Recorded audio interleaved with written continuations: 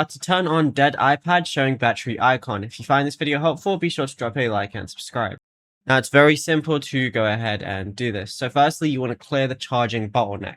Before forcing a system reboot, ensure dirty hardware or weak power adapters aren't blocking your current flow. So check your USB-C area for your charging port and check that there's no hidden debris inside. If there is, try and clean it out and scrape out the lint or dust packed inside. Now, unplug from any weak computer USB port or a old iPhone brick. You want to connect directly to a 20-watt plus wall charger using the original iPad cable that you got. Now what you're going to do is leave the iPad untouched for 30 minutes. And if the battery dropped below critical voltage, it needs time before iPad OS can initiate boot up.